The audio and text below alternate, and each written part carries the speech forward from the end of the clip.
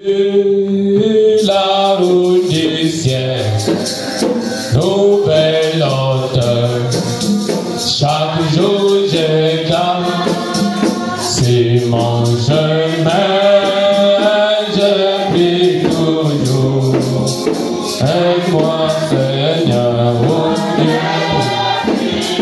Oui, lève-moi Seigneur, que je me tienne par la croix sur le plateau du ciel. La plus haute plaine, jamais trouvée. Place-moi Seigneur, oh Dieu. Oh oui, lève-moi Seigneur, que je me tienne par la croix sur le plateau du ciel. Oui, la plus haute plaine, jamais trouvé. Place-moi Seigneur, oh Dieu. Oh oui, lève-moi Seigneur, que je me tienne par la foi sur le plateau du ciel. La plus haute plaine, et jamais trouvé. Place-moi Seigneur, au lieu du haut. Nous te remercions Seigneur. Tu as dit dans ta parole, n'occupez pas des premières places dans les assemblées. Quand celui qui est destiné à cette place viendra et qu'on vous dira allez derrière, vous aurez honte. Il y a une position que nous réclamons et c'est une position prédestinée. Paul a dit, nous ne nous plaçons pas nous-mêmes. Nous ne prêchons pas nous-mêmes. Que ta grâce, au travers du sang, descende maintenant pour donner à chacun sa position par le Saint-Esprit et qu'ensemble réunis, que chacun mène à ton service ce qu'il a reçu et l'œuvre de Dieu. Merci pour ce rassemblement. Merci pour la disponibilité de chacun. Merci pour les écluses des cieux ouverts. Que ta grâce se répande dans tout l'auditoire. Ton prophète dit, personne ne peut rentrer dans l'eau sans être mouillé. Alors nous voulons être mouillés par nous de la parole et sortir d'ici avec un témoignage vivant. Accorde-le pour que la puissance du Saint-Esprit puisse te mouvoir dans l'auditoire pour confirmer cette parole dans nos vies. Dans le nom de Jésus-Christ. Amen. Prenons nos Bibles. Jean chapitre 20. Nous avons lu hier. Jean chapitre 20. Verset 1er jusqu'au verset 21. Le premier jour de la semaine, Marie de Magdala se rendit au sépulcre dès le matin. Comme il faisait encore obscur, elle vit que la pierre était ôtée du sépulcre. Elle courut vers Simon-Pierre et vers l'autre disciple que Jésus aimait et leur dit, ils ont enlevé du sépulcre le Seigneur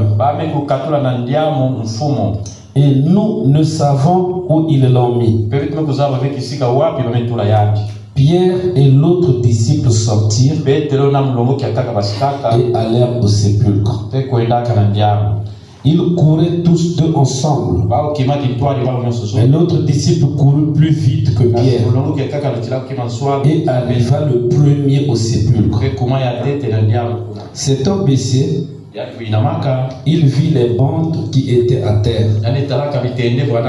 Cependant, il n'entra pas. Simon Pierre, qui le suivait, arriva et entra dans le sépulcre. Il vit les bandes qui étaient à terre et le linge qu'on avait mis sur la tête de Jésus. Non pas avec les bandes, mais plié dans un lieu à part. Alors l'autre disciple qui était arrivé le premier au sépulcre entra aussi et il vit et il crut. Car il ne comprenait pas encore que, selon l'Écriture, Jésus devait ressusciter les morts. Et les disciples sont retournés chez eux. Cependant, Marie se tenait dehors près du sépulcre et pleurait. Comme elle pleurait, elle se baissa pour regarder dans le sépulcre. Et elle vit 2 anges vêtus de blanc, assis à la place où avait été couché le corps de Jésus. L'un à la tête, l'autre aux pieds. Ils lui dirent, femme, pourquoi pleures-tu? Elle leur répondit, parce qu'ils ont enlevé mon Seigneur et je ne sais où ils l'ont mis. En disant cela, elle se tourna et vit Jésus debout. Elle ne savait pas que c'était Jésus. Jésus lui dit, femme, pourquoi pleures-tu? Qui cherches-tu? Elle, pensant que c'était le jardinier, lui dit, Seigneur, si c'est toi qui l'as emporté, dis-moi où tu l'as mis et je le prendrai. Jésus lui dit, Marie. Elle se retourna et lui dit en hébreu, Rabouni, c'est-à-dire maître. Jésus lui dit, ne me touche pas, car je ne suis pas encore monté vers mon Père. Mais va trouver mes frères et dis-leur que je monte vers mon Père et votre Père, vers mon Dieu et votre Dieu. Marie de Magdala alla annoncer aux disciples qu'elle avait vu le Seigneur et qu'il lui avait dit ces choses. Le soir de ce jour, qui était le premier de la semaine, les portes du lieu où ils se trouvaient, les portes du lieu où se trouvaient les disciples étant fermées, à cause de la crainte qu'ils avaient des Juifs, Jésus vint, se présenta au milieu d'eux et leur dit, la paix soit avec vous. Et quand il lui dit cela, il leur montra ses mains et son côté. Les disciples furent dans la joie en voyant le Seigneur. Jésus leur dit de nouveau, la paix soit avec vous. Comme le Père m'a envoyé, moi aussi je vous envoie. Amen. Que Dieu bénisse sa parole. On va nous asseoir. Pendant que nous sommes assis, je vais lire une écriture.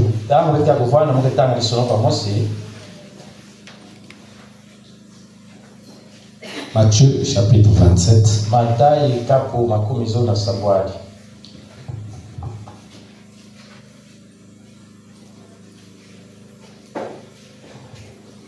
À partir de 50.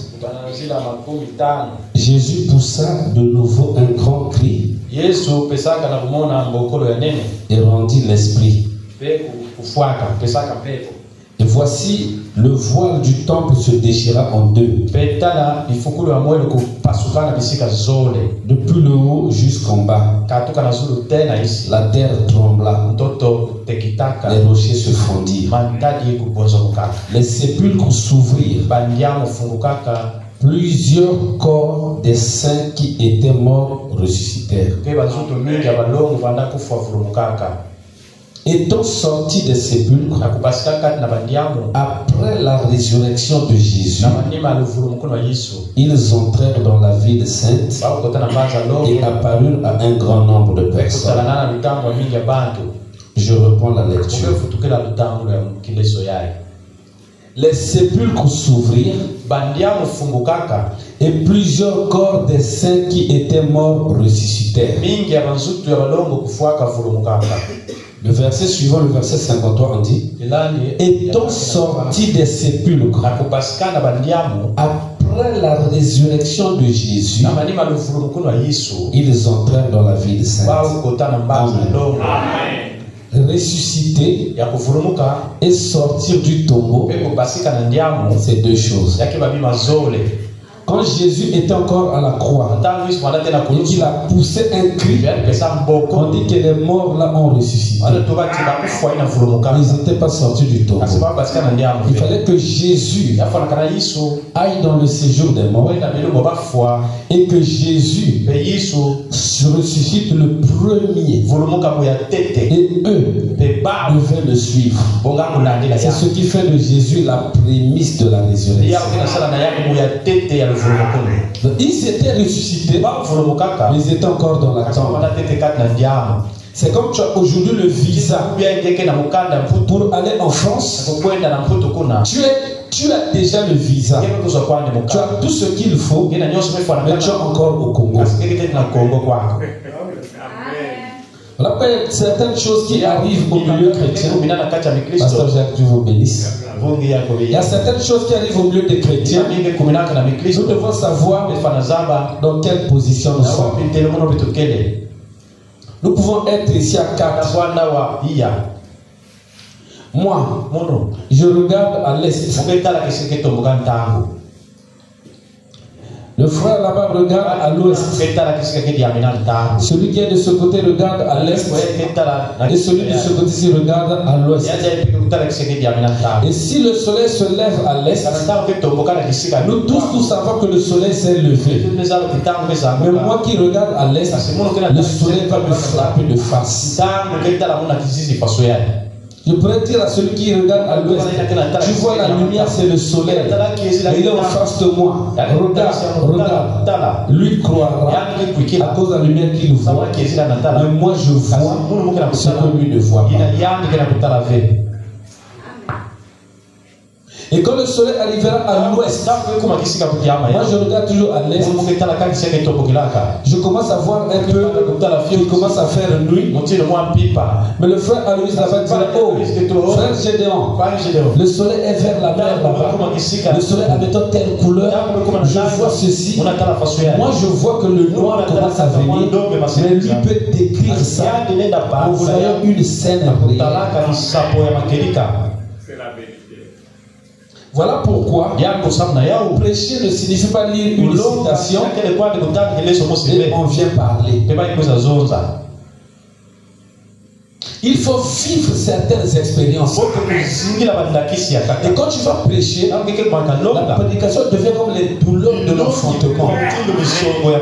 Et ce que tu as expérimenté là, ceux qui croiront la parole ne croient pas à ce qui est écrit, ne croient pas à un discours, ils croient à une expérience vécue.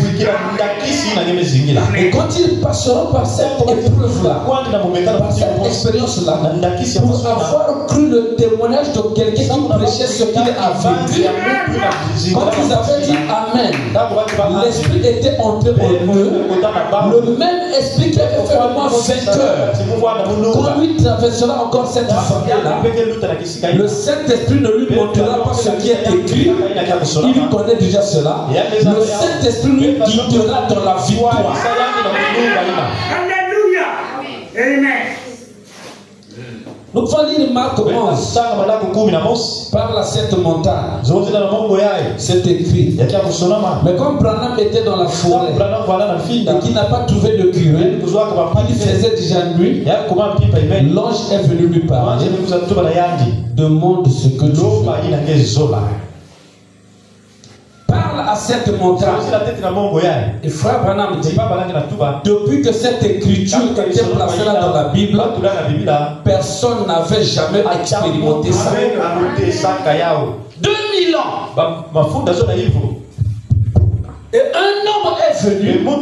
Il dit, comme l'ange m'a cité une écriture, j'ai accepté le défi de l'ange. Et j'ai parlé. Amen. Amen. Il y a des choses que Dieu a placées là dans sa parole. Mais ça vous attend. Vous avez une responsabilité. Frère Branham dit,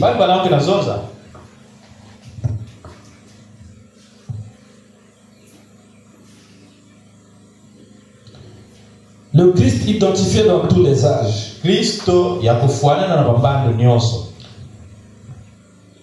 1er avril 64.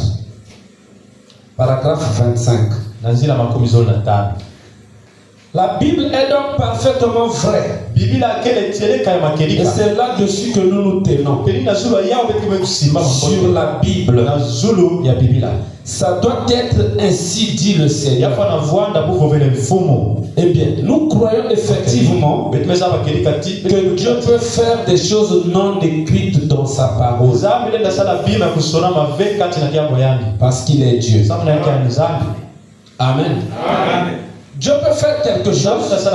Vous allez lire de la Genèse à l'Apocalypse, il n'y en a pas. Parce qu'on ne peut pas limiter Dieu. Il est infini. Donc, il peut faire des choses non écrites. Maintenant, comment quelqu'un croira ce qui n'est pas écrit? Il faut qu'il puisse avoir l'esprit du Créateur. Il fait tout ce qu'il veut. Mais cependant, j'aime voir chaque chose quand on en arrive à la doctrine provenir de la Bible. Amen. Amen. Dieu est infini. Mais quant à la doctrine, Dieu s'est arrangé que tout soit déjà placé dans la Bible. Mais pour les signes, les manifestations, la Bible nous dit, vers la conclusion du livre Luc, que tous les miracles que Jésus a accomplis, on ne pouvait pas écrire ça. Il y aurait tellement de livres. Donc Dieu peut faire un miracle. Parfois Jésus l'avait fait, mais ce n'est pas écrit.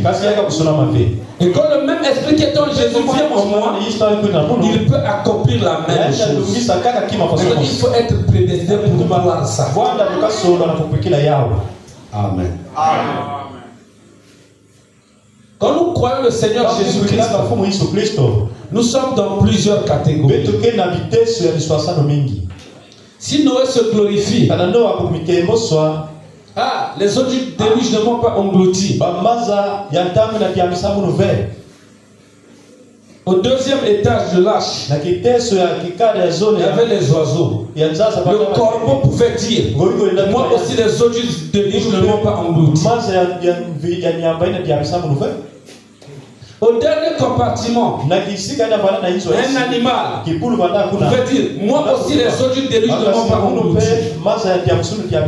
Tous auront le même témoignage.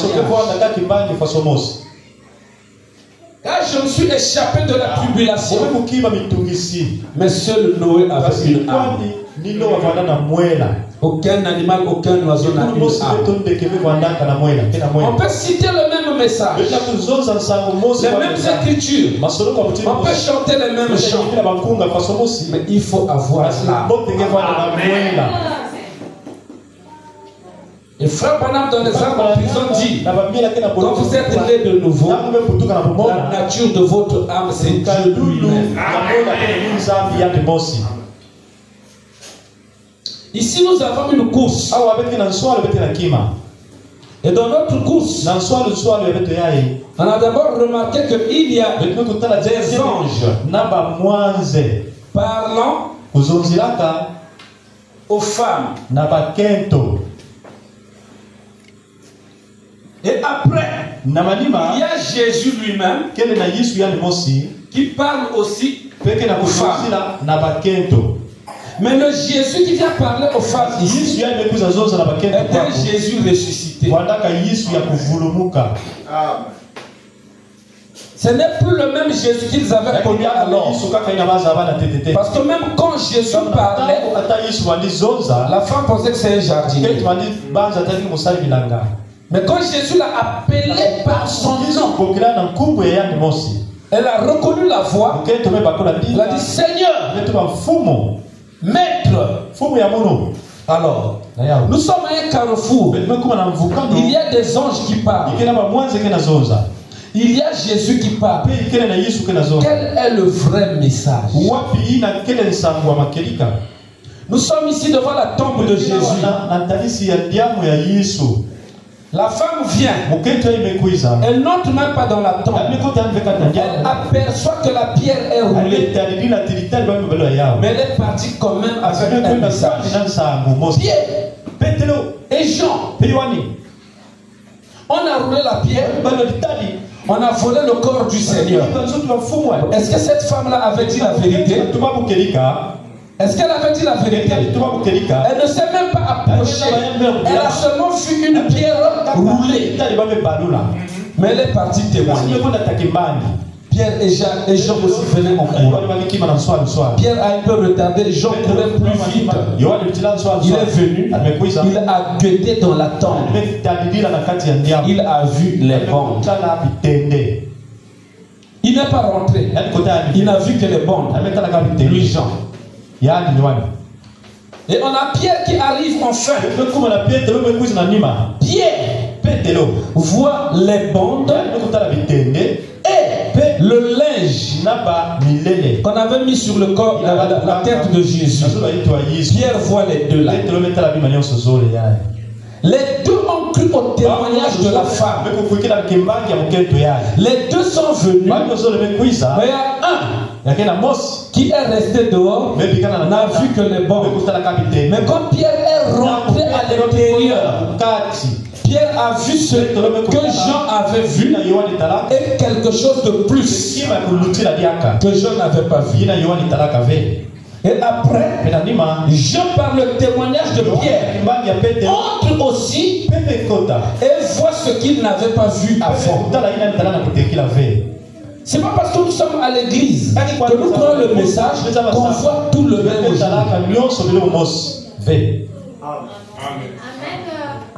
Il faut parfois que quelqu'un témoigne pour que toi qui étais dehors, que tu entres enfin pour voir ce que tu ne voyais pas avant.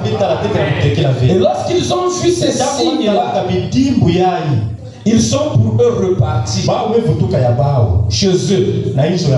La femme est restée devant la tombe. Et en lisant la Bible, quand la femme aussi entre, la femme voit deux anges. Ça, c'est Marie qui voit les deux anges. Question de cours.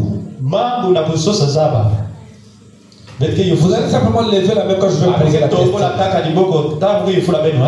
Qui veut être à la place de Jean? Personne. Qui veut être à la place de Pierre? Personne. Qui veut être à la place de Marie? Vous refusez Pierre et Jean. Les deux colonnes de l'église, l'amour et la foi, c'est pour vous montrer que quelque chose peut être là, mais vous devez grandir dans la chose. Et quand la femme voit les deux anges, elle parle avec les deux anges. Pourquoi tu pleures? Le Seigneur n'est pas ici.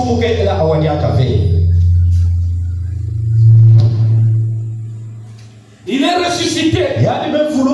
Il n'est point ici. Va dire aux disciples. Et après que les anges terminent de donner leur message, la femme regarde à côté, elle voit Jésus. Les anges qui parlaient à la femme étaient où? Ils étaient où? Dans la tombe. Mais quand la femme regarde en dehors de la tombe, elle voit Jésus. Amen. Aujourd'hui, nous faut prêcher un message en regardant dans la tombe. Mais il y a un message qui est en dehors de la tombe. Et aujourd'hui, on parle plus de la mort de Jésus que de sa résurrection. Quand nous parlons de la mort de Jésus, notre message s'arrêtera dans la tombe. On peut avoir des anges, on peut avoir les signes, les bonnes, les linges. C'était sur le corps de Jésus. Regardez les vidanges. Mais ce message ne produira pas la mort. Pierre et Jean ont vu ça. Ils sont partis. Mais quand Jésus, le ressuscité, a parlé à la femme avait le choix entre le message des anges et le message de Jésus. Et elle devait aller rapporter encore un témoignage aux disciples. Il est réellement ressuscité. Je l'ai vu et il m'a parlé. La femme n'était jamais partie dire à Pierre et Jean le message des anges. Lisons bien la Bible. Mais quand elle est repartie, elle a dit j'ai vu Jésus et Jésus m'a parlé. On doit savoir à quel carrefour nous sommes. Nous avons un carrefour appelé Malachika. Nous avons un carrefour où nous avons Apocalypse 10.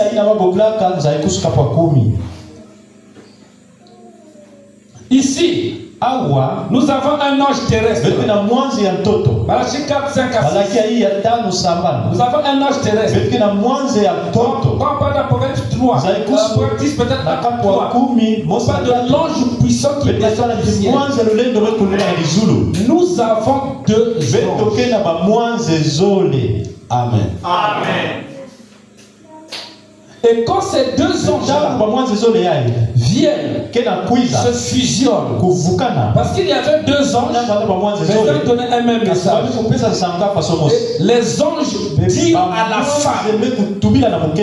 Et ici, l'ange terrestre et l'ange céleste qui descend doivent s'associer. Et Apocalypse 10, Malachie 4 nous donne Luc 10 à 13. Le ministère du Fils de l'homme. Alors, quand tu regardes, il y a la chair de Branham, il y a Christ le Messie de l'Alliance qui descend. Mais quand tu avances encore un peu comme Marie, tu verras Jésus lui-même manifesté, accomplissant sa parole. Et la résurrection de Jésus, c'est ici. Mais si vous vous limitez là, vous donnerez un message, mais vous prêcherez un Jésus de l'histoire.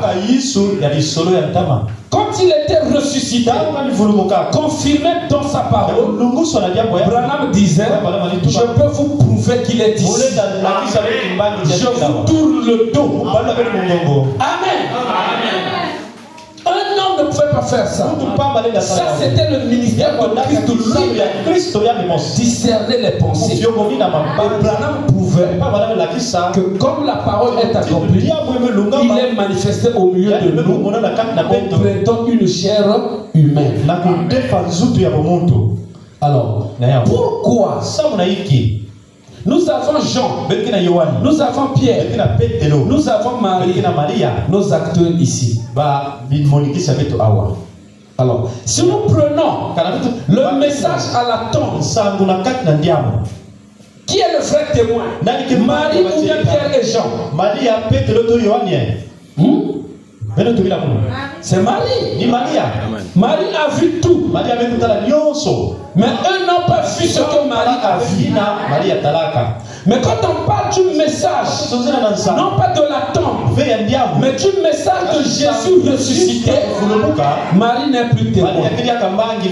C'est eux, Pierre et Jean, qui peuvent prêcher, poser les mains aux gens, le Saint-Esprit est tourné. C'est eux qui peuvent commencer à faire des miracles. Témoignons, parce que eux ont dépassé l'étape des anges. C'est directement le Christ ressuscité. Aujourd'hui, les protestants voient des anges, les Ngouza voient des anges, les catholiques voient des anges. Vous ne me direz pas le contraire. Ils font des visions et c'est réel. Mais nous dépassons les anges. Nous voyons Jésus-Christ ressuscité. Le message des anges peut vous garder à la tombe. Vous avez quelques évidences, mais vous n'aurez pas la vie. Jésus a dit, je vous précède en Galilée. C'est là-bas que je me révélerai à vous. Dans quel âge sommes-nous? Ils ont marché avec Jésus pendant 3 ans et demi. Mais nous allons le lire ici dans Jean, chapitre 20, qu'ils ne comprenaient pas encore selon les Écritures que Jésus devait ressusciter. Mais ils comprenaient qu'il allait mourir. Mais quand il a ressuscité, ils ne le comprenaient pas encore. Donc, on peut comprendre les Écritures dans une certaine mesure par rapport à notre condition ou à notre position. Nous devons faire très attention. Frère Branham repartit l'âge ici. Et en repartissant l'âge, il y a quelque chose qui nous concerne.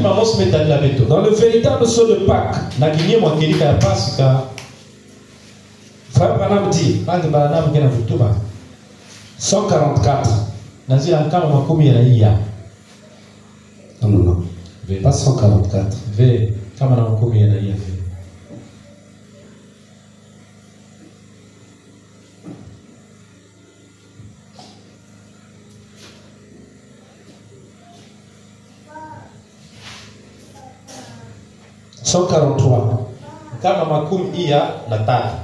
C'est la même chose qu'il va faire. Après que, il dit, et ne l'oubliez pas, après que ce signe eût été pleinement manifesté à Abraham et à son groupe. Alors la chose qui suivit, c'était ce changement. Vous voyez, or nous avons déjà tout vu à travers la justification. La sanctification, dont nous avons l'âge de Luther, l'âge de Wesley, le baptême du Saint-Esprit, qui est l'âge de Laodicée. Et ensuite, il dit le placement du Fils. Les miracles et les prodiges de sa présence pour discerner les pensées du cœur et ainsi de suite. Comme il a dit, comme il en était au temps de Sodome, il en sera de même à la venue du Fils de l'homme. Nous voyons cela arriver maintenant. Maintenant même. Amen.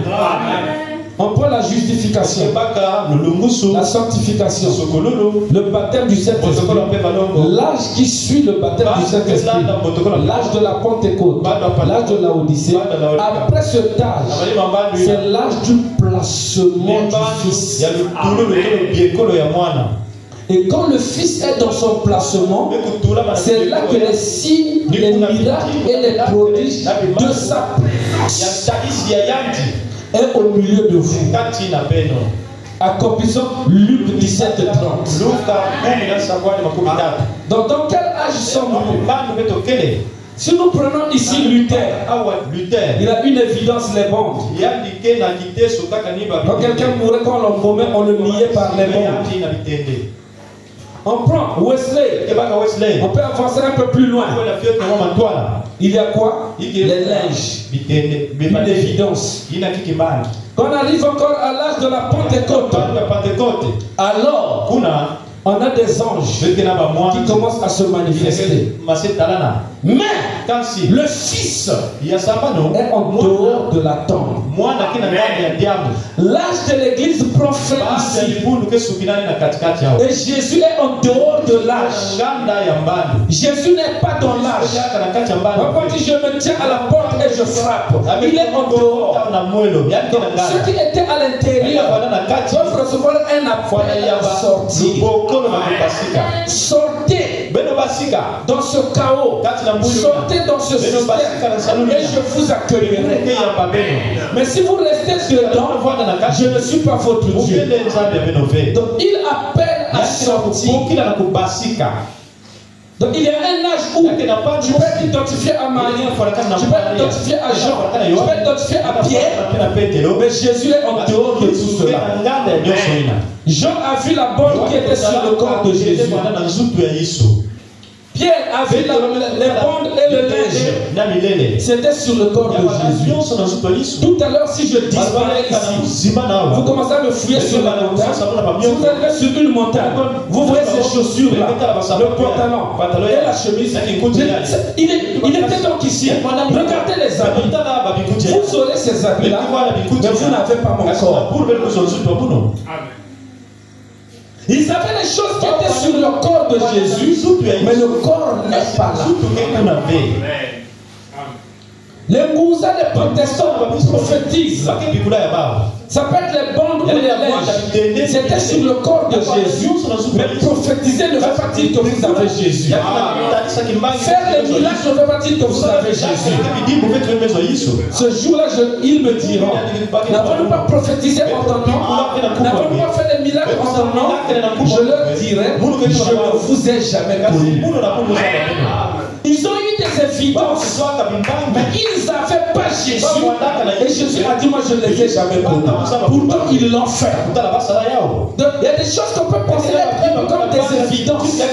Mais quand le corps du Seigneur est là, c'est alors, la femme a dit, on a volé le corps de mon Seigneur. Et quand les disciples sont venus, le corps n'était pas là. Ils sont repartis. Elle est restée là. Quand elle voit les anges, elle dit, le corps de mon Seigneur a été volé. Où l'avez-vous mis? Je vais le prendre. Lisons frère Branham.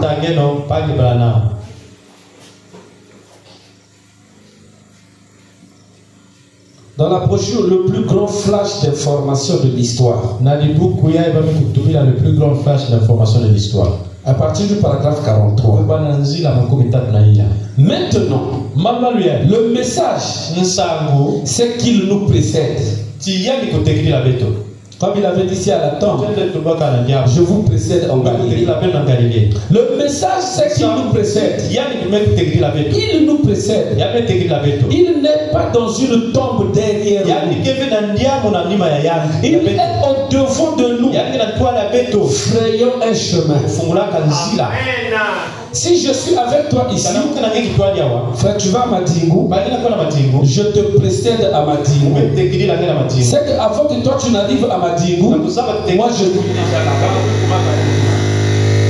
Nous sommes d'accord? Avant que les disciples n'arrivent en Galilée, Jésus devait déjà être là-bas. Je vous précède. Vous mettez écrit la peine. Nous devons suivre. S'il nous précède, nous qui allons là où il est parti, nous devons suivre donc ces traces. Nous devons suivre. Pas regarder derrière vers la tombe, mais regarder devant, là où il conduit, car il est notre conducteur. Nous devons le suivre. Pas regarder derrière vers les tombes. Marie, ce matin-là, elle a bien représenté l'église désorientée. Une église en difficulté. Une église qui comprend mal la parole. Une église mondaine. Une église tiède. Toutes les formes de l'église que Jésus donna, Marie représentait ça. Elle l'a bien représenté. Car elle était dans la même voie que l'église aujourd'hui. Qu'a-t-elle dit? Quand elle l'a entendu parler, Marie, femme, pourquoi pleures-tu? Elle a dit, on a enlevé mon Seigneur. Dans frère, voilà, si tu Jean 20, verset 13. On a enlevé mon Seigneur. Et je ne sais pas ce qu'ils ont fait de lui. C'est à peu près cela la position de l'église aujourd'hui. Ils ont emporté mon Seigneur. Et je ne sais pas où le trouver. J'ai testé toute leur communion. J'ai testé tout leur baptême. J'ai testé les méthodistes, les baptistes, les presbytériens, les pentecôtistes, les catholiques et tout. Mais je n'arrive pas à le trouver. Il est question de trouver Jésus. À un moment, Marie et Joseph sont partis à la fête avec Jésus. Et après la fête, de retour, après 3 jours de marche,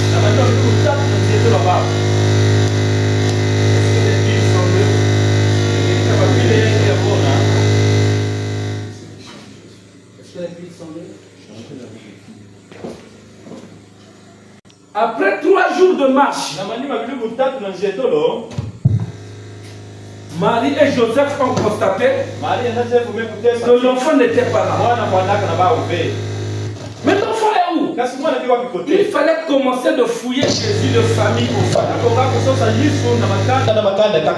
Ne l'avez-vous pas vu ici? Non. Ici? Non. On a demandé les kimbangistes. Là.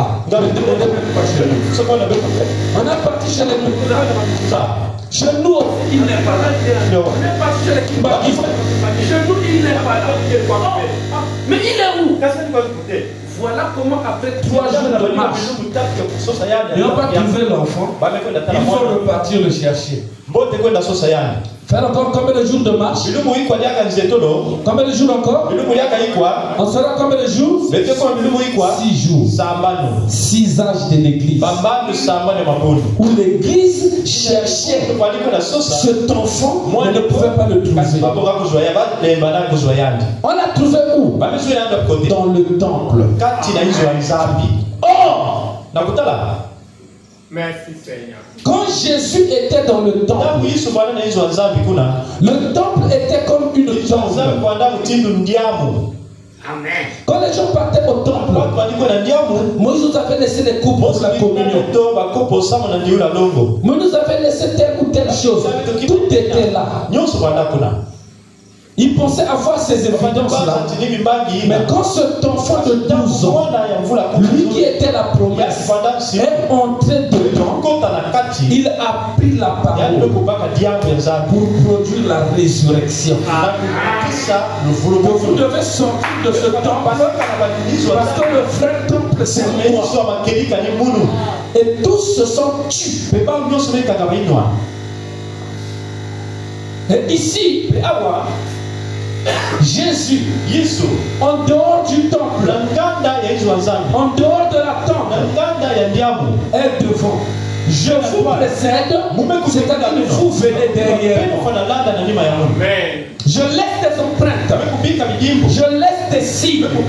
Suivez jusqu'à ce que vous serez à l'endroit où il est. Les pentecôtistes, les baptistes, les catholiques, Anna me dit, je leur ai testé, mais je n'ai pas trouvé Jésus là. Si l'écriture déclare qu'il est le même hier, aujourd'hui et éternellement, c'est qu'il est quelque part. Amen. Si Hébreu 13 est accompli, Jésus-Christ le même hier, aujourd'hui et éternellement, c'est qu'il est quelque part. il n'est pas mort. Alors il est vivant. Il ne peut pas être à la fois vivant et mort. Marie a donc bien représenté l'église. On a enlevé mon Seigneur. Et je ne sais pas ce qu'ils ont fait de lui. Aujourd'hui, l'église se dit, oh, il y a un grand Christ historique. Il guérissait les malades. Il peut discerner les pensées du cœur des gens. C'était un Christ historique. Il est venu vers des foules. Il est venu vers Pierre. Et il a dit à Pierre qu'il s'appelait Simon. Il a dit, tu t'appelles Simon. Ton père s'appelait Jonas. Oh, sûrement. C'était Jésus qui a fait cela. C'était le signe du Messie selon les Écritures et ce qu'avait prédit le prophète. Il n'a rien enseigné. Paul non plus. Quand Paul fut amené devant Agrippa, il a dit, je n'ai prêché que ce que Moïse et les prophètes ont annoncé. Pourquoi me condamnez-vous à dire alors que je n'ai dit que ce que Moïse a dit, ce que les prophètes avaient annoncé? Est-ce étrange pour toi, oh Agrippa, de croire à la résurrection des morts? Ne sais-tu pas que Dieu est la résurrection des morts? C'est ce qu'il est aujourd'hui. Alors, mais Marie a dit, je sais que je l'ai connue autrefois, mais elle pleurait de chagrin car elle l'avait connue autrefois, mais on l'avait enlevé. Vous avez un enfant que vous avez allaité, que vous avez chéri, et quand l'enfant n'a plus de vie, l'enfant est parti, vous pleurez. Mais même si vous pleurez, on ne vous ramènera pas cet enfant. Mais ici, une femme est en train de pleurer quelqu'un qu'on a enlevé. Je l'ai connu. Il a fait le discernement. Il a guéri les malades. Il était dans l'église, il était notre consolation. Mais on l'a enlevé. Qui l'a enlevé?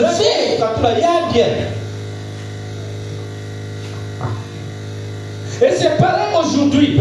Chacun de nous cherche à faire avaler à l'autre une sorte de théologie philosophique, avec une sorte de pistologie, en lui disant nous croyons ceci, nous croyons cela. Mais Jésus a dit, celui qui croit en moi fera aussi les œuvres que je fais. Et l'église a dit, on a enlevé mon Seigneur. Quand il fait de lui, aujourd'hui encore, à cause de la défaillance, de la lenteur et de la maigreur de l'église, beaucoup croient cette histoire juive qui a été racontée autrefois, selon laquelle on est venu le dérober de nuit à la tombe. On croit toujours que c'est cela. Je crois qu'environ 70% des protestants ne croyaient pas même à la résurrection physique ou à la venue littérale. Des statistiques ont révélé cela. Ils révèlent simplement cela. Beaucoup d'entre eux, des milliers d'entre eux réunissent la naissance virginale. Ils ont enlevé mon Seigneur. Pourquoi? Ils doivent le faire. Si vous n'arrivez pas à croire à la résurrection physique, alors vous ne pouvez pas prêcher un Christ qui est le même hier, aujourd'hui et éternellement. Vous ne pouvez pas accepter sa parole. Qu'en est-il alors? Nous faisons des incroyants et des infidèles. Il n'est pas étonnant que la petite église s'écrie: où est mon Seigneur? Où est le Dieu de l'histoire? Où est le Jésus qui était? Celui qui a dit qu'il serait avec nous, qu'il nous précéderait toujours et qu'il serait en nous, jusqu'à la fin du monde. Les œuvres qu'il a faites. Et quand l'église voit cela arriver, Les gens sont si occupés à former des organisations. Et lorsque la chose ne vient pas de leur organisation, ils disent que c'est du diable. Et ils rejettent cela exactement tel que les autres l'avaient fait autrefois. Ainsi, elle est toujours désorientée. L'église. On a enlevé mon Seigneur. Jésus est allé à la table de communion. On m'a dit que si je venais prendre la Sainte Eucharistie et croyais à l'église, je suis allé, j'ai fait cela. Et qu'ai-je vu? Rien. Baptême, confirmation, scapulaire. Tu as vu quoi? Rien. Aluzolo, tu payer des sacrifices, membre confirmé, tu vas à Kibossi, tu reviens. Tu as vu quoi? Rien.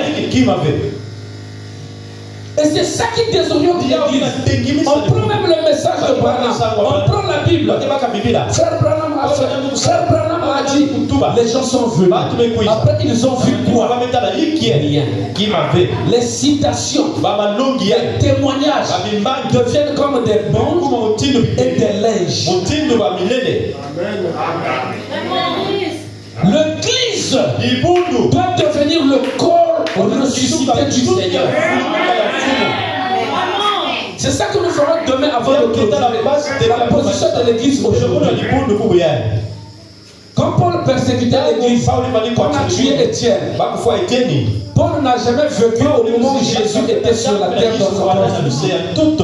Mais quand il a commencé à toucher l'église, quand il a rencontré la colonne de feu dans Acte 9, la colonne de feu lui a dit, pourquoi me persécutes-tu? Qui es-tu, Seigneur? Je suis Jésus que tu persécutes. Pierre et Pétrole, Paul et Jésus n'ont pas vécu sur la terre, mais l'église était devenue le corps de Jésus. Parce qu'à la résurrection, Jésus devient la tête et l'église devient le corps. Et la vie qui était dans la tête, quand il est parti s'asseoir à la droite du Père, la même vie est repartie dans le corps pour donner au corps la même vie qui était dans la tête. Et quand on a commencé à toucher les gens dans l'église, Jésus a dit c'est moi que vous touchez. Donc l'église devient son corps. Oh, Marie disait, on a enlevé le corps de mon Seigneur. Où est-ce qu'on l'a mis? Marie est une femme, elle est une église, mais elle recherchait une église qui est le corps du Seigneur, qui peut avoir les évidences. C'est ça que Marie recherchait. Et le corps mystique de Jésus-Christ, c'est son église. Quand Jésus a pris la communion, il a dit ceci est mon corps.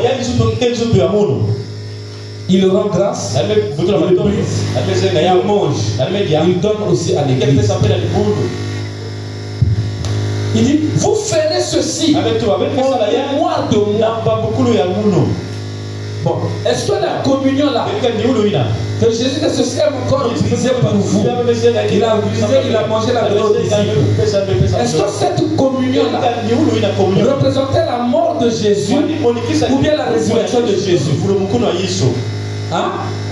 Peut-être ceci est mon corps brisé pour vous. C'est la mort ou la résurrection? C'est la mort, non? Après il dit quoi? Vous ferez ceci en mémoire de moi. Il prend le vin.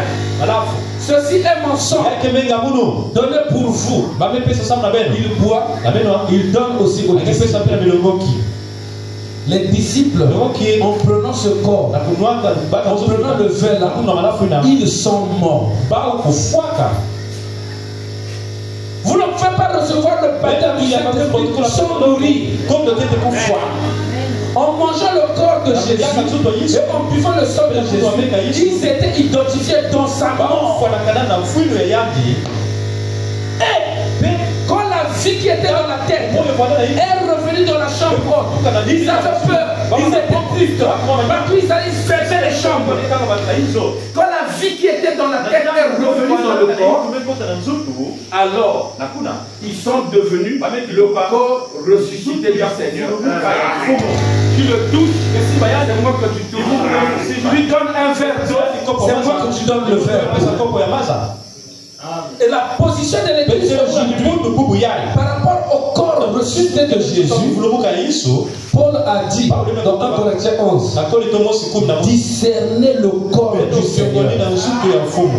Car si vous ne discernez pas le corps du Seigneur, beaucoup de maladies, des infirmités et nombreux d'entre vous sont morts.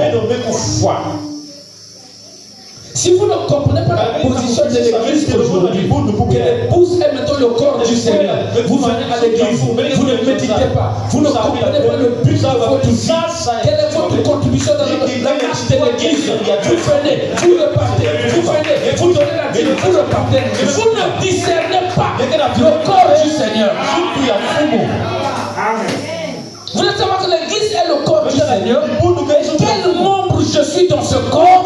Quel est le rôle que je dois jouer? Le Seigneur va te révéler ta position. Quand tu viens dans l'église, quand tu soutiens le message, tu discernes le corps du Seigneur. Alors, si il n'y a plus la vie de Jésus, il n'y a plus la vie de consécration, il n'y a plus de manifestations surnaturelles, il n'y a plus beaucoup de choses que la parole a promis que Dieu devait accomplir. Alors, Marie, l'église désorientée, tu as cru le message des anges qui est venu en ces derniers jours. Mais tu dois devenir le corps. Si le corps n'est pas là, alors qui te l'a volé? Marie a dit qu'on a volé le corps de mon Seigneur. Qui te l'a volé? Personne ne peut voler le corps du Seigneur. C'est l'église qui est désorientée.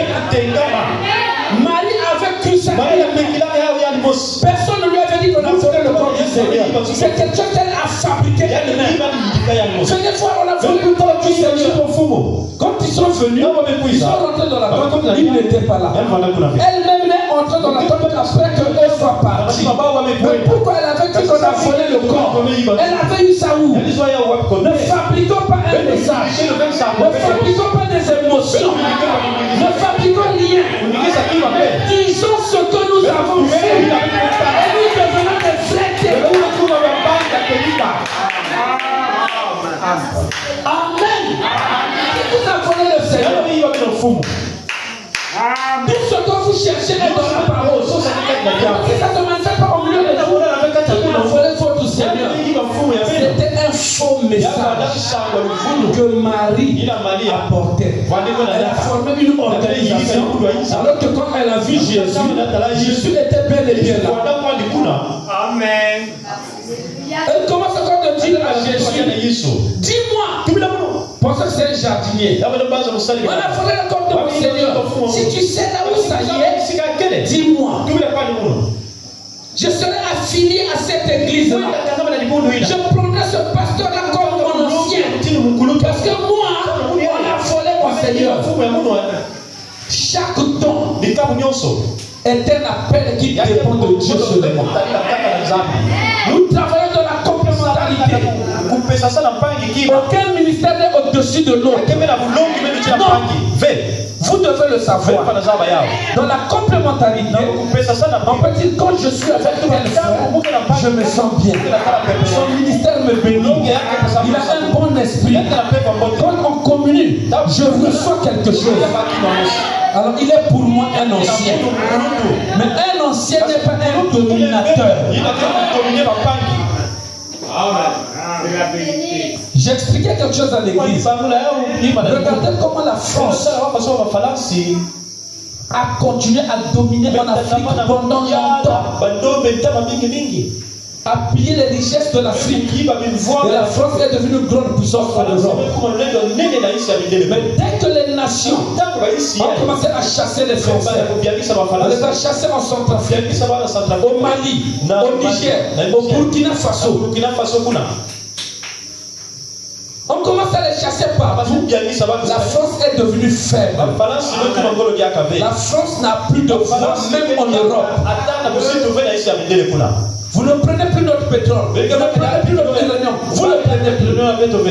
Et la France veut combattre la Russie. La Russie a fait quoi? Que j'ouvrirai seulement les yeux des Africains et la France deviendra faible. Les Russes sont rentrés en Centrafrique, ils sont rentrés en Mali. Là où il y avait des terroristes depuis des années, l'armée française était là. Sans solution, dès que les Russes sont venus, même pas 3 mois, plus de terroristes. On a chassé les Français. Ils deviennent faibles. La Russie, son colonie, c'est la plus grande puissance en Europe. Sa force, c'est son sous-sol. Or, la France n'a rien dans son sous-sol. Il faut aller prendre ailleurs au nom de la domination. Et aujourd'hui, la Russie a fait taire la France. La Russie a fait taire l'Europe. On leur a donné des sanctions. Vous n'allez plus. Malgré ces sanctions, leur économie ne fait qu'augmenter. Parce que leur sous-sol est riche. Un don est autonome. Et le sous-sol, c'est la parole. Aussi longtemps qu'un homme a un don, c'est pas que Gédéon doit venir pour que telle église ou telle église devienne ceci. Mais comme un don a pour sous-sol la parole, chaque fois qu'il lira un verset ou une citation, il s'enrichit. Dès qu'il vient à l'église, l'église devient forte. Et l'église qui était sous la domination, les terroristes, les démons, les propositions solutions étaient là. Le pasteur qui est à la Russie va vous ouvrir les yeux. Et votre dominateur n'aura plus de pouvoir sur vous. Vous allez commencer à chasser les démons dans le pasteur. Est-ce que nous disons Amen? Qu'est-ce que frère Branham dit de capital ici? Lisons la dernière citation. Reconnaître votre jour et son message. Paragraphe 70. Alors, quelle que soit votre nature ce matin, si vous doutez de la parole de Dieu, vous douteriez là-bas. Peu m'importe combien vous êtes saint, la vie que vous menez, la bonne vie que vous menez, la mort ne vous changera pas le moins du monde. Elle ne changerait que votre demeure. Si vous n'arrivez pas à accepter toute la parole de Dieu telle qu'elle est écrite, vous ne le ferez pas là-bas. Alors, ne vous en faites pas. Vous n'y serez pas. Vous n'irez pas au ciel.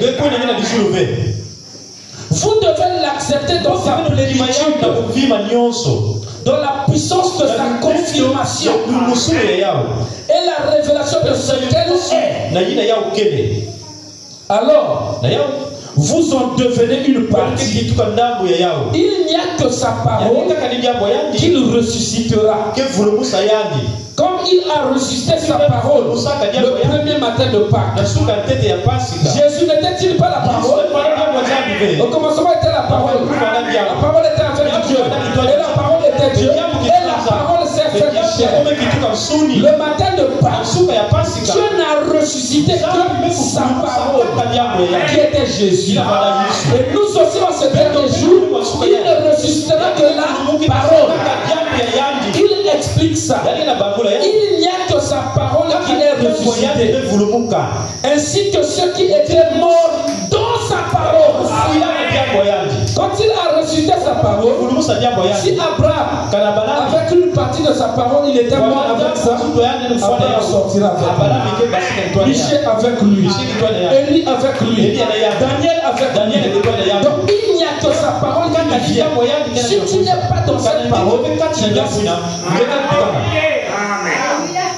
En croyant sa parole et qui avait confirmé sa parole. Amen. Si vous ne croyez pas la parole, quelle quelle parole? Il précise.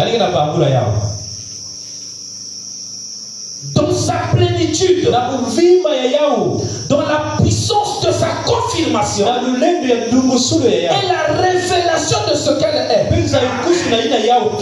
Il y a la plénitude de la parole, il y a la puissance de sa confirmation et la révélation de ce qu'elle est. Quelqu'un peut veiller. Il vous prête sur le ministère du Fils de l'homme. Il vous prête sur les sept tonnerres. Il vous prête sur la venue du Seigneur. Il vous prête sur l'enlèvement. Il peut prendre la parole dans sa plénitude. Il vous prêche ça. Mais s'il n'y a pas la puissance qui confirme la parole là, vous n'aurez jamais la révélation de ce qu'elle est. Jésus est venu devant Pilate. Pilate a dit, voici l'homme. C'est pas français. Il allait dire voici un homme. Il a dit voici l'homme. Il avait prophétisé sans le savoir. Et quand l'homme là s'est tenu devant lui, il a dit, es-tu le roi des Juifs comme il le dit? Jésus a dit, est-ce que tu le dis de toi-même ou bien parce que tu as entendu les gens dire ça? Pilate dit, tu ne sais pas que j'ai le pouvoir de te relâcher? Jésus dit, tu n'as aucun pouvoir sur moi parce qu'aucun homme ne peut avoir ce pouvoir s'il ne lui a pas été donné du Père. Deux autorités se sont confrontées. Jésus a dit, est-ce que tu le dis de toi-même? Bien tu le répètes seulement sur le frère Branham a dit. Alléluia. Les démons ont dit devant les fils de Séva, nous connaissons qui est Paul. Nous connaissons aussi qui est Jésus. Mais le démon connaît. Quand vous avez le témoignage de la parole dans sa plénitude et la puissance de sa confirmation, vous n'allez plus prêcher la lettre. Quand cette parole sera manifestée, le peuple envoyant aura la révélation. Et c'est là où l'épouse est en train d'arriver, non plus pour être dans la tombe, mais pour être identifiée avec Jésus. Et l'église deviendra Jésus. Tu me donnes un verre d'eau, c'est à Jésus que tu as donné ça. Alors, nous aurons du respect les uns envers les autres. Parce qu'une mauvaise pensée seulement. Il y a un frère à nous têter, la frère Élie. Je le pasteur Mathieu. C'est mon grand frère. Il est venu se marier à une soeur qui était dans mon église. J'ai consacré leur mariage. Le jour de leur mariage, on a mis des mèches partout, on a frisé les cheveux des filles. Et ça, c'est pas la parole. Lors du mariage est arrivé, mais qu'est-ce qu'il y a? Oh, mais les filles de vous retardez le mariage à cause des bêtises du monde. J'annule toute la cérémonie comme vous avez voulu le faire. Est-ce que vous avez peut-être eu de l'apéritif? J'annule l'apéritif là. Je suis venu, j'ai dit je ne prêche pas. J'ai lu l'écriture, j'ai consacré le mariage. Comment vous gaspillez les ordonnances sur enfants? En mettant ces trucs-là sur la tête. C'est pas la parole. La soeur s'est fâchée. Le pasteur a gaspillé mon mariage. C'est fini. Les derniers chants qu'elle avait remonté à la fin de Foufoué, d'abord je ne lui paye pas la dîme là. Est-ce que je donne la dîme bien à Dieu? Elle a gardé ça dans sa valise pour aller partir au foyer. Ils ont tout fait, les enfants ne venaient pas.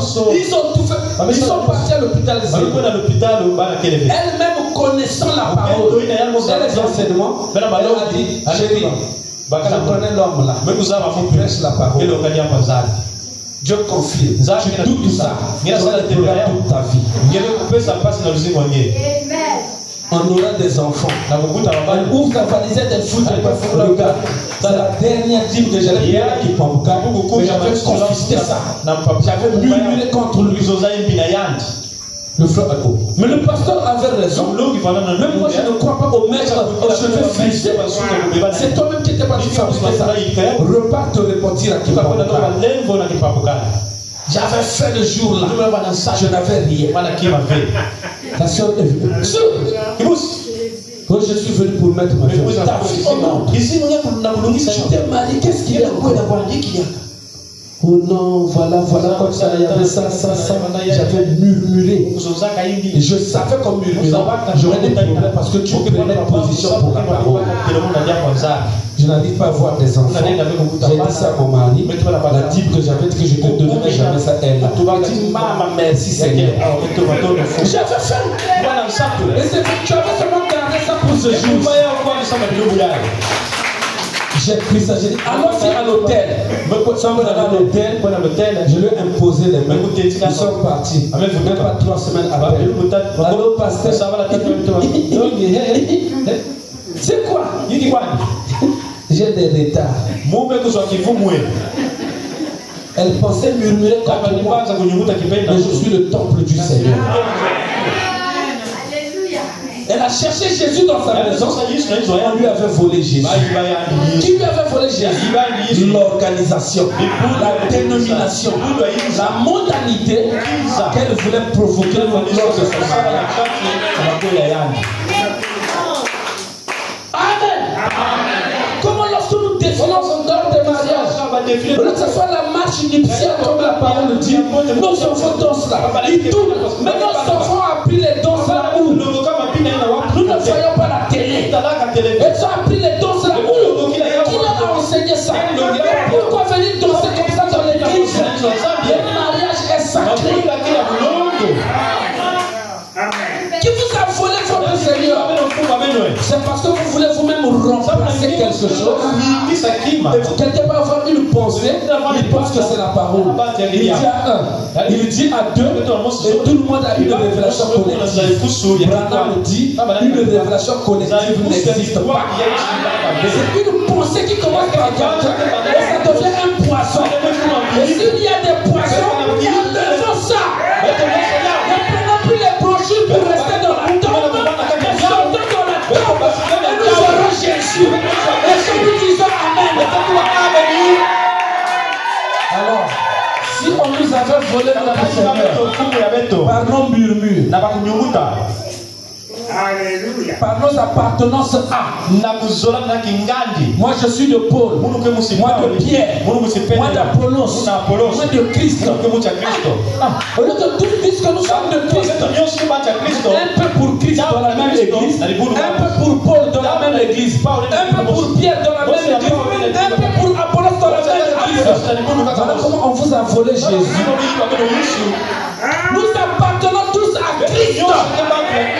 Il est notre tête. Et la vie qui était en lui doit revenir en nous. S'il a dit que l'église aurait telle chose, nous ne voyons pas ça, réunissons-nous. Il n'y a plus de temps. Bible a dit ça. Abraham a dit ça. Pourquoi Seigneur pas au milieu de nous? Est-ce que nous avons volé notre Seigneur? Il y a un problème. Il y a un souci. Il y a une certaine pensée. Mettez tout au nom. Et comment on va prier? Le Jésus qu'on pensait être volé, c'est le même qui peut amener encore avec Marie. Le même message qu'on pense que pour qu'il y ait le message, il faut qu'un pasteur vienne d'ailleurs. Il faut qu'il y ait un message qui vienne des États-Unis, de la France. On a un pasteur de Pointe qui vient ici à Kinshasa. Le même Jésus va parler avec nous dans la personne de votre pasteur.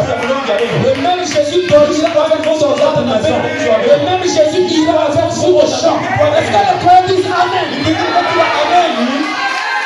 On lève les parties prises. On lève les noms. Sinon on va nous voler notre Jésus. Et quand Jésus est là, la femme ne le reconnaît pas. Il faut que Jésus parle. L'appelons par son nom. Tu as un problème que personne ne connaît. Mais quand Jésus va te prouver qu'il est là, il va te parler par un don. Frère, regarde. Sœur, regarde. Église, regarde. Oh, il était seulement là. Quand Jésus appela Marie par son nom, le nom c'est votre nature. Il y avait quelque chose de caché dans votre vie. Quand Jésus est là, Jésus va avoir le pasteur.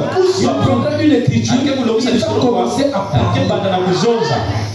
Tout à l'heure, avant que je le monte ici, une soeur m'a appelé. Le pasteur, mon mari a dit, je change pour moi d'église. Est-ce pour toi la vision d'être avec le pasteur? J'ai compris que chaque fois que nous avons des problèmes, quand on arrive à l'église, le pasteur prêche des choses me concernant. Donc, je sors pour moi. Mais quand vous avez des problèmes, moi je ne sais pas ça. Mais si tu viens à l'église, Jésus met ça dans ma bouche, c'est qu'il veut te parler. Marie, reconnais ton nom. Seigneur, c'est toi. Donc il est plus sorti de l'église parce que quand ils ont des problèmes, moi je ne suis pas à la chair. Des problèmes que je ne connais pas. Discerner le corps du Seigneur.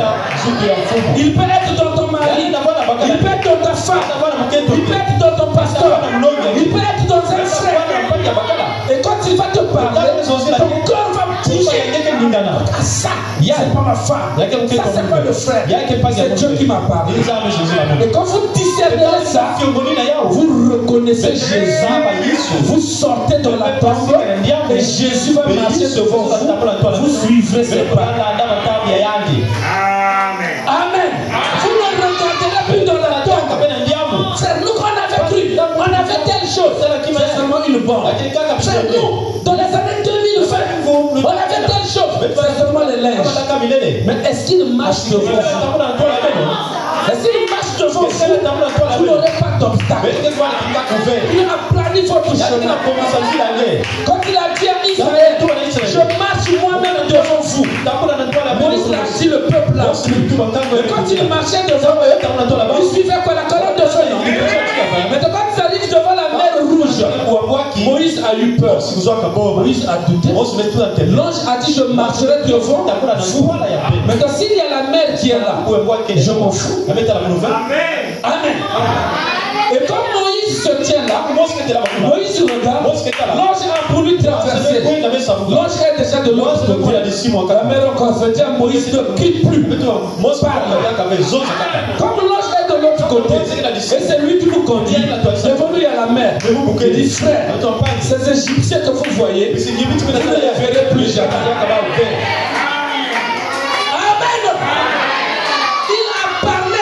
Sans vision, sans quoi? Parce que leur guide était de l'autre côté, ils ne peuvent pas rester ici.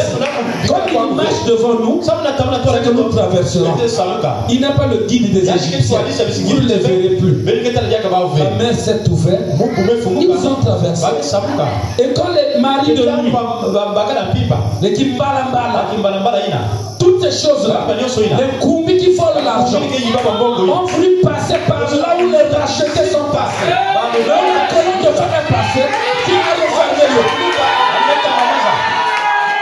On ne vous a pas volé Jésus. Il est ici. Il a dit suivez-moi. Et si vous marchez derrière lui, l'ennemi ne va pas vous suivre. Parce que l'ennemi ne va pas suivre les pas en sangloté de Jésus. Revenez à vous-même. Jésus n'est pas mort. Il est ressuscité. Amen. Et aujourd'hui, Malachie 4, Luc 17, Apocalypse 10, tout ça, c'est la parole. Et la parole était comme morte. Mais dès que Branham naît, Malachie 4 commence à s'accomplir.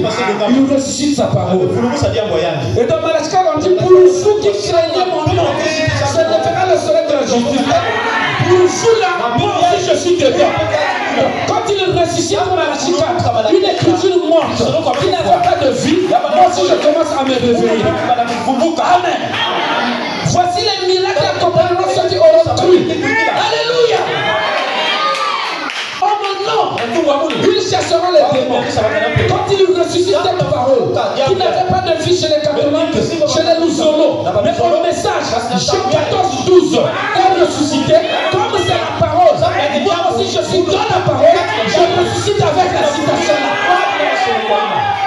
Donc quand on dit que l'épouse est la parole, aussi longtemps que cette parole n'est pas encore accomplie, elle est morte. Il faut que Dieu ressuscite cette parole. Quand les gens disaient mon Dieu, pourquoi m'as-tu abandonné? Quand ils chantaient au temple, c'était une écriture morte. Mais à la croix, quand Jésus disait en même temps, mon Dieu, pourquoi m'as-tu abandonné? C'est ça qui a fait la vie. Vous êtes au carrefour de la révélation. Il faut choisir. Est-ce que ce sont les anges, les bonnes ou les linges, ou bien Jésus? C'est un carrefour. C'est à vous de décider. Amen. Jean-Baptiste est venu. Voici l'agneau de Dieu. C'est de lui que je vous parlais. Les Anglais et les autres sont devenus les disciples de Jésus, mais d'autres sont restés avec Jean. C'était un carrefour. On a mis Jean en prison. Il partait pleurer devant la prison de Jean. Jean était embrouillé. Est-ce que c'est lui? Allez-y un peu lui demander. Quand vous arrivez au carrefour, d'autres traversent, d'autres restent. Chaque carrefour a des poteaux indicateurs. Vous arrivez à un grand rond-point. On fait la flèche comme ça là. C'est la route qui mène à Kikala. La route là, ça mène à Bazangonga. La route là, ça mène à Matumbu. Au carrefour, il y a des poteaux indicateurs. À notre carrefour, on a des promesses qui sont des poteaux indicateurs. Malachaka, Apocalypse 10, Hébreux 13, oui, Jean 14, 12. Donc quand tu arrives là, tu suis au carrefour. Quand tu regardes Malachaka, tu regardes là, je comprends où je suis. Si vous marchez, vous perdez quelque part, vous tout c'est comme ça qu'on dit non. Reviens au carrefour. Au carrefour, il y a des poteaux indicateurs qui te montreront la vraie voie. Et c'est ce que l'église est censée faire aujourd'hui. On n'a pas volé notre Jésus. Mais Jésus est voilé dans l'église. Et l'église doit reconnaître les promesses. Et Jésus fera vivre sa parole. Que les croyants disent Amen. Le Dieu puissant c'est Jésus, c'est le Prince de Père, le Père de l'éternité et le Roi de beauté, le merveilleux en sagesse, par qui toutes choses est faite, la plénitude divine en Jésus incarné, tout est. Tout est en lui, la plénitude divine est tout en lui, tout est en lui, tout est en lui. Jésus est Dieu tout-puissant et tout est en lui. Le Dieu que nous attendons sera la chanson de l'Israël revenu, comparaîtra Jésus, il viendra pour délivrer notre agneau immolé, la plénitude est en lui, le vainqueur de la vie, tout est en lui, tout est en lui, la plénitude divine est tout en lui, tout est en lui, tout est en lui. Jésus est Dieu tout-puissant et tout est en lui. Nous étions désorientés. On a pensé qu'on avait volé notre Jésus. Or, il est là devant nous. Il est dans sa parole. Il est dans les cantiques. Il est dans les frères. Il est dans les sœurs. Il est dans le pasteur. C'est à nous de prendre conscience que nous sommes le corps. Et lui est là pour donner la vie à ce corps. Si nous l'appelons viens guérir, il dira je ne viendrai pas. J'ai dit que vous pouvez imposer les mains et les malades seront guéris. Il n'y a plus d'une chose que nous lui demanderons à faire. Lui nous dirait que c'est à vous de le faire. Si nous étions désorientés, nous étions inconscients, nous avons accusé les hommes, accusé les femmes, accusé l'église, accusé le pasteur. Maintenant, prenons conscience qu'on n'a pas volé notre Jésus. Il est ici et il marchera désormais devant nous. Prions tous le Seigneur et proclamons cette bénédiction.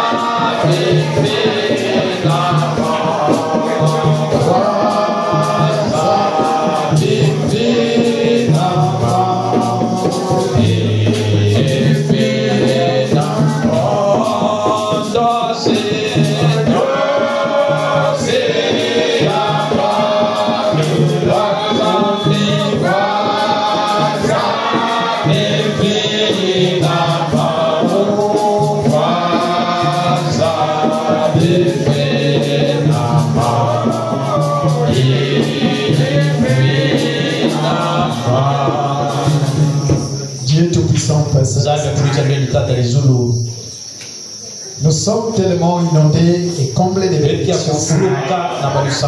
Comme ceux qui au Père de gloire ont entendu cette nouvelle qui nous ressuscité, ont poussé des cris, Seigneur, le cri de triomphe.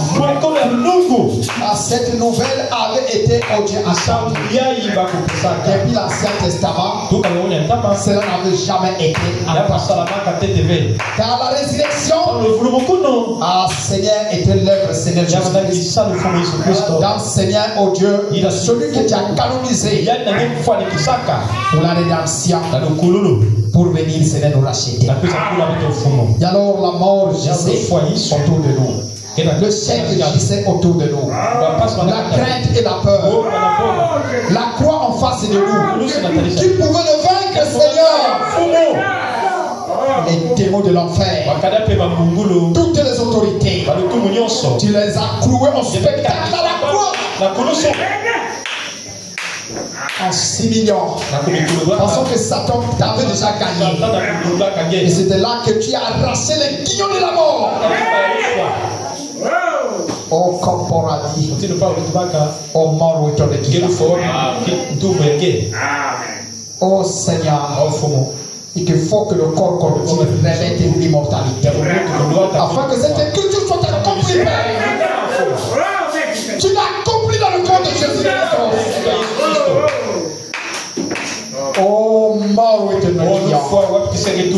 Et voici aujourd'hui, il a été annoncé qu'il est ressuscité. Car les soldats de ce temps, ce jour-là, corrompus, ils voulaient corrompre le monde entier pour que le faux témoignage puisse partir. Qu'ils ont utilisé même de l'argent. Il y a alors que tu suscites la paix dans la tombe. Oh Jésus, dans ton amour, dans l'œuvre de ton ministère, tu allais prêcher jusqu'aux âmes. Oh le gloire puissant, mon Dieu, dans la tombe. Ils n'ont pas eu, Seigneur, cette occasion de se repentir lors de la passion de Noé. Ou que tu as ravi, oh de gloire, le force de l'ennemi, la clé, oh de gloire, puissant, mon Dieu, de ce jour de mort. Oh Seigneur, je reviens avec puissance pour apporter, Seigneur, la preuve de ta résurrection. Et quand Marie l'a témoigné, Seigneur, tu n'as pas tardé pour confirmer ta résurrection au milieu de ton peuple. Manifeste-toi, Seigneur,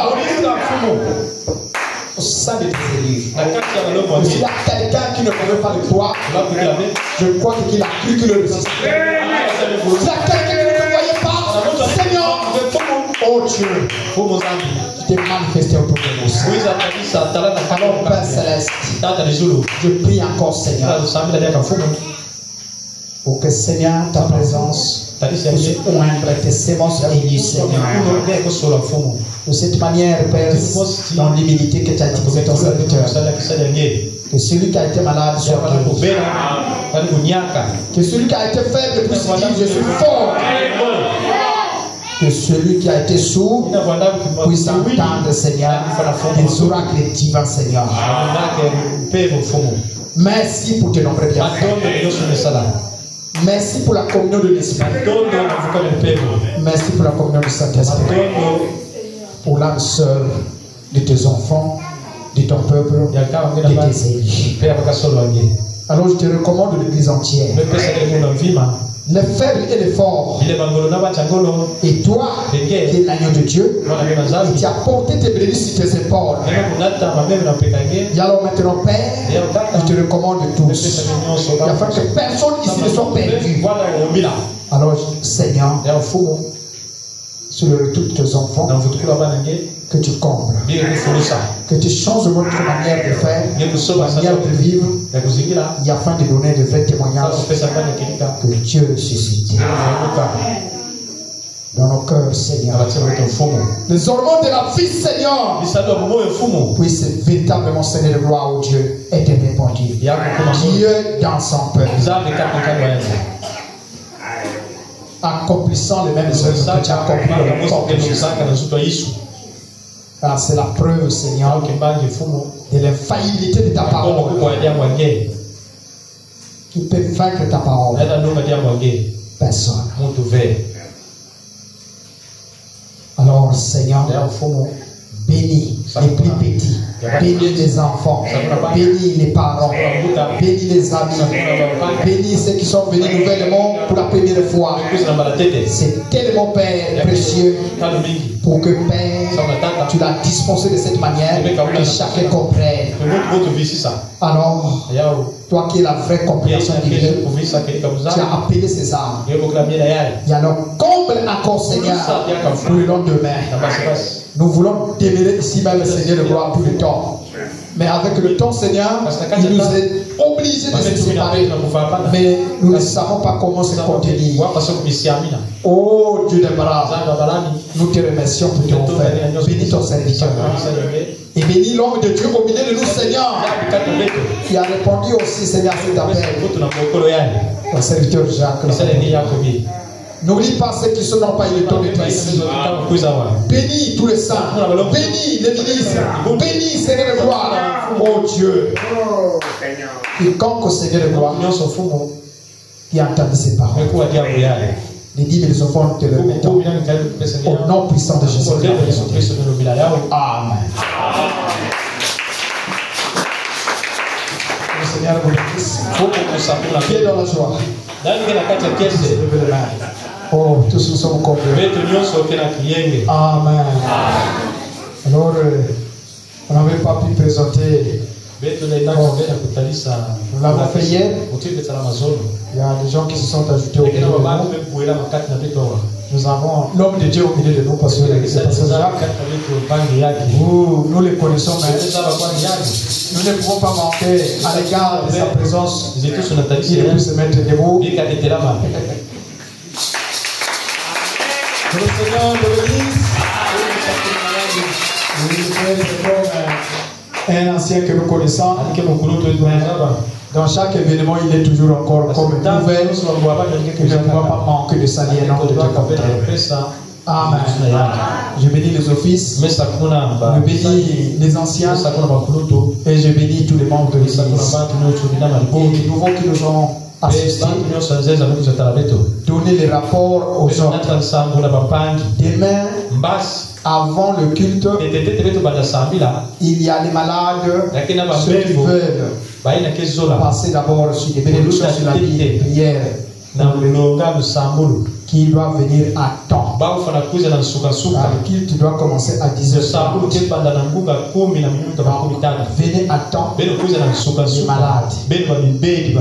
Bien qu'à la fin, qu'il y aura un lit de prière, ceux qui veulent passer d'abord pour qu'on puisse leur consacrer, doivent venir à temps.